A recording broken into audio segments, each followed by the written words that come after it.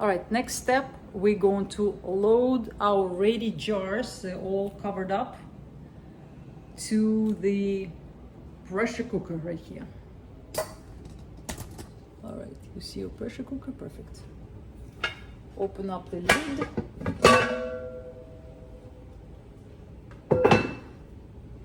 All right, inside you should have something like this, at least in this brand, but you should have something on the bottom.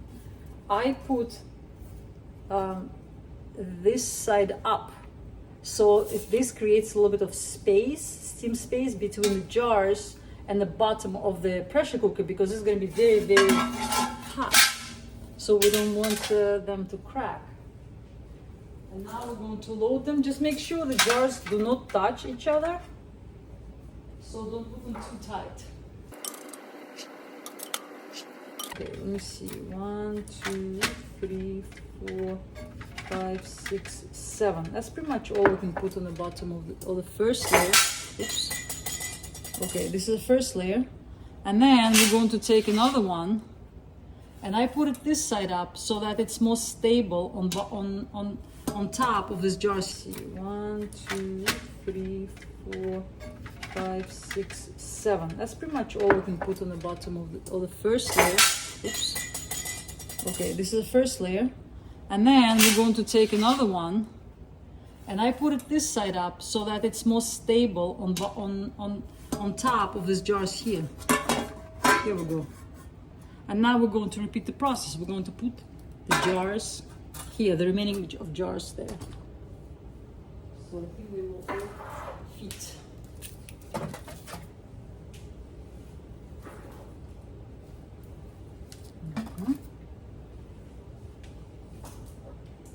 And let's see. All right. It's all right. All right, full, right?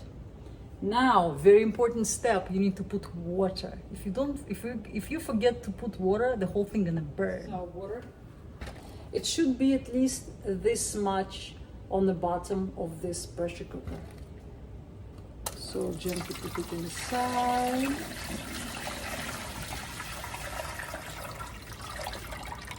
Okay, that's enough. And now we're going to cover it.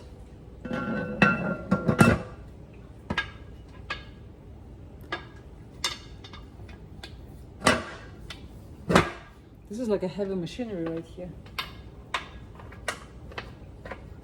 Make sure it's tight, but not too tight.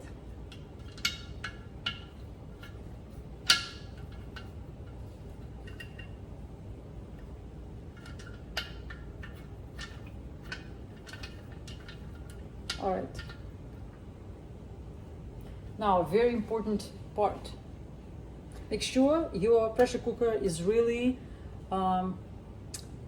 stable in the middle of the burner and not like somewhere to the side, because when it's hot, you cannot move or touch this thing because it will be under the pressure. And the pressure will be 15 psi. You see the number 15 right here? Okay, this part 15 gonna go right here. If you have some kind of electric thing, make sure it's 15 psi, and we need to cook this for 45 minutes minimum, and for an hour maximum, but don't overcook it either because it can get very dry. So 45 minutes is a magical number from you counting from the point where the pressure, this pressure gadget will turn to 15. That's when the 45 mark begins. Okay, so maybe altogether it's about 55 minutes, maybe an hour, because it's gonna take maybe 10 minutes for this to reach that point. So we're gonna turn it on the high, and make sure that your gadget also doesn't go higher than, see it says caution, make sure it doesn't go higher than 15, because it's going to be too much pressure, and that can, the jars can explode maybe, or you don't overheat it because it's already lots of heat right here. So that's it. After you cook it for 45 minutes and let it cool completely before you take the jars out or open this lid. Make sure it's completely cold to the touch. I usually cook this in the evening, and then next morning this is ready for inoculation. All right, as you can see, in about 10 minutes the gadget is almost 15 psi. This little thing is whistling. You hear a little rattling inside. That means we're coming to the critical point of having this at 15 steady and counting, beginning to count that 45 minutes where the pasteurization will have to happen.